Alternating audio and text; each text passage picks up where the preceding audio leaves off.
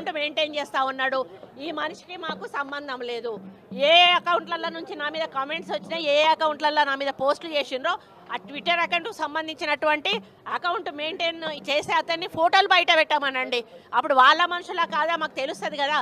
ఏదో ఒక మాట అనేసి నాకు వీటికి సంబంధం లేదు అని మరి అదే ట్విట్టర్ వేదికలో ఏదైనా ఒక మంచి కార్యక్రమం ఇది మాదే అని చెప్పి సంతోషంగా చంకలు గుద్దుకొని ఏదైనా చెడు వస్తే అది నాది కాదు అని చెప్పేసి చేతులు దులుపుకోవడం సరైంది కాదు.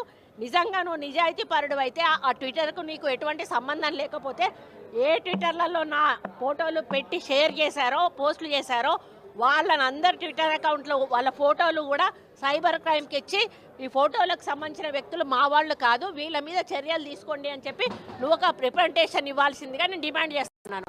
అప్పుడు మేము చెప్తాము. కానీ నువ్వు ఇప్పటికే దుబాయ్ పంపించావు, ఇద్దరు మనుషులను పంపించావు. దుబాయ్ నుంచి 3 యాక్సెస్ అయితే ఉన్నాయి. ఇప్పుడు ఇంకో ఇద్దరిని కూడా దుబాయ్ పంపించి అరే బాబు మీరు ఇక్కడ ఉండి యాక్సెస్ చేస్తా మనం దొరికిపోతాంరా, మీరు పోయి దుబాయ్ నుంచి యాక్సెస్ చేయరా అని చెప్పి ఇద్దరిని దుబాయ్ పంపించావు. ఈరోజు వాళ్ళని అట్లా పెట్టి పెయిడ్ ఆర్టిస్టులుగా పెట్టుకొని నువ్వు చేసుకుంటూ మళ్ళీ చేతులు దులుపుకునే కార్యక్రమం చేయడం సరైంది కాదు. దీన్ని తప్పకుండా నువ్వు వెనక్కి తీసుకోవాల్సిన అవసరం ఉంది. నా దొంగ ఏడుపు అన్న మాటను వెనక్కి తీసుకోవాల్సిన అవసరం ఉంది. ఈరోజు మా వాళ్ళు కాదు అని చెప్పిన మాటను కూడా నువ్వు నిరూపించాల్సిన అవసరం ఉంది. వాళ్ళని బయటికి తీసుకొచ్చి వాళ్ళని మనుషులు మా వాళ్ళు కాదు అని నిరూపించాల్సిన బాధ్యత నీ మీద ఉంది. లేకపోతే ఖచ్చితంగా అది మీ ద్వారానే జరిగిందని మేము నమ్మాల్సి వస్తుంది. ఏడుపులు పిడబుబ్బులు కాదు. గతంలో రేవంత్ రెడ్డి కేసీఆర్ మీద మాట్లాడినప్పుడు ఏం చేసింది, వినాయల్తో రేవంత్ రెడ్డి అసలు బూతులు నేర్పిందే కేసీఆర్, బూతులు మాట్లాడిందే కేసీఆర్. అంతకుముందు బూతుల సంస్కృతి అనేది రాజకీయాలలో లేనే లేదు. నేను 35 సంవత్సరాల నుంచి రాజకీయాల్లో ఉంటున్నా. లోపల అసెంబ్లీలో మాట్లాడుకున్నా కూడా విమర్శలు చేసుకునే వాళ్ళు కానీ బూతులు ఇక్కడ కూడా మాట్లాడుకునే వాళ్ళు కాదు. రాజశేఖర రెడ్డి గారితో నేను 10 సంవత్సరాలు పనిచేశాను.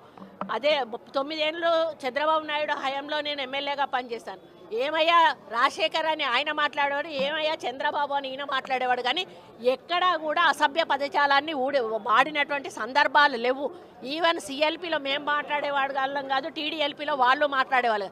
కానీ ఈయన రెచ్చగొట్టే పద్ధతిలో తెలంగాణ ఉద్యమం మాట్లాడాడు అంటే అది ఓకే, అది ఉద్యమం కోసం మాట్లాడాడు. తెలంగాణ వచ్చిన తర్వాత కాంగ్రెస్ వాళ్ళని టార్గెట్ చేస్తూ ఆయన ఎన్ని బూతులు మాట్లాడాడో రికార్డులలో ఉన్నాయి, మీ అందరికీ కూడా తెలుసు. ఆ సంస్కృతిని వాళ్ళు ప్రవేశపెట్టి దాన్ని ఖండం చేయాల్సిన అవసరం వస్తుంది. ఎదుటోడు బూతు మాట్లాడినప్పుడు మేము బూతుతోటే ఖండం చేయాల్సి అది భూత చూపించి మేమే మాట్లాడుతున్నాము వాళ్ళే మాట్లాడుతున్నారు మేము మాట్లాడతాం లేదని చెప్పడం అనేది సమంజసం. సినిమా జీవితాలతో కూడా కేటీఆర్ ఆడుకున్నారని చెప్పేసి మీరు కొంతమంది డైవర్సులు కూడా తీసుకున్నారని. డైవర్సులు ఒకరిది అయిందండి. నాగ చైతన్య డైవర్స్ 100% కేటీఆర్ చేయబట్టే అయింది. ఎందుకంటే ఎన్కన్వెన్షన్ హాల్ని కూలగొట్టద్దు అని అంటే సమంతను నా దగ్గరికి పంపాలి అని చెప్పి ఆయన డిమాండ్ చేశాడు. సమంత గారిని వెళ్ళమని చెప్పి నాగార్జున వాళ్ళు ఫోర్స్ చేశారు. సమంత నేను వెళ్ళను అనింది. వెళ్ళను అంటే వాళ్ళు చెప్తే వింటే విను లేకపోతే వెళ్ళిపోండి డైవర్స్ ఇచ్చారు.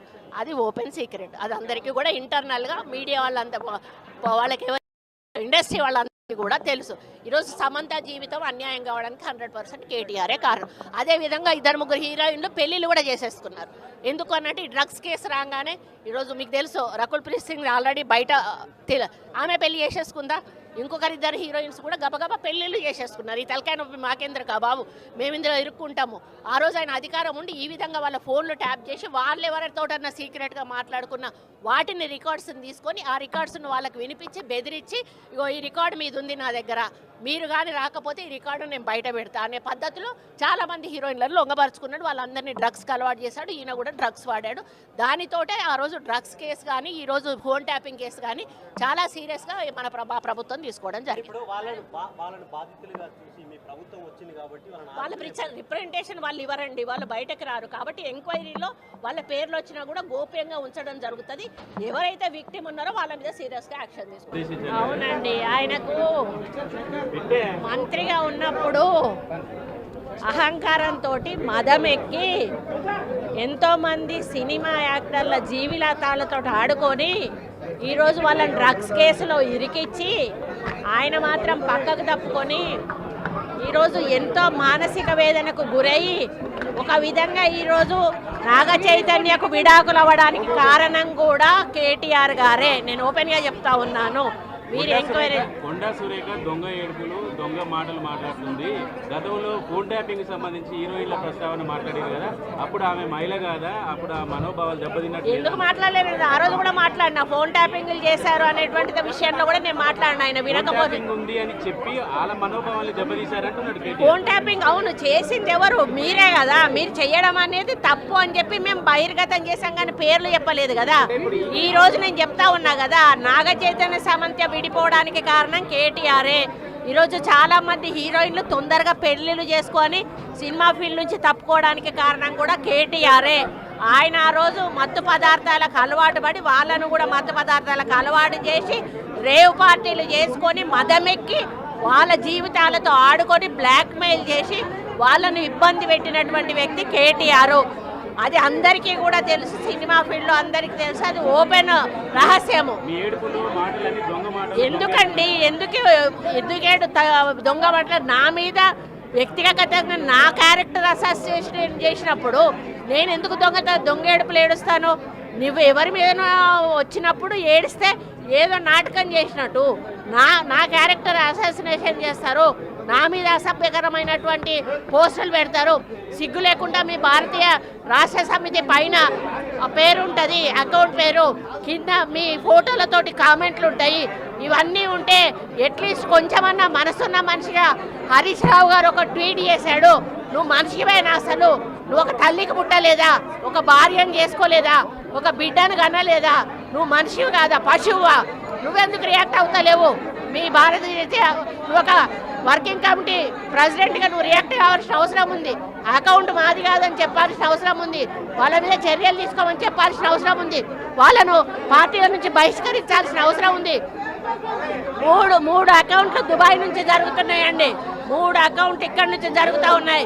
ఇది కొత్త కాదు. ఆ రోజు నుంచి విజయలక్ష్మిని చేశారు, సీతక్కని చేశారు, ఈరోజు నన్ను చేశారు. అసలు దానికి పద్ధతి పాడు ఉందా అని అడుగుతా ఉన్నాను. మీకు మనుషులకున్న అనుబంధాల గురించి, సంబంధాల గురించి ఏమైనా అవగాహన ఉందా అని చెప్పి అడుగుతా ఉన్నాను. సైబర్ క్రైమ్లో పెట్టామండి, పోలీస్ స్టేషన్లలో కూడా పెడతాము. పిసిసి ప్రెసిడెంట్ గారిని కూడా పెట్టమని కోరాను.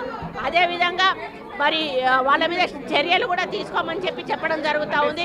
కాకపోతే ఇది మాకు వచ్చేసి నాన్ అవైలబుల్ కేసు, దానివల్ల వాళ్ళు ఇంకా రెచ్చిపోయే అవకాశం ఉంటుంది. కాబట్టి ఇక ముందు జరిగితే మాత్రం దీన్ని సీరియస్గా తీసుకుంటామని హెచ్చరిస్తా ఉన్నాం.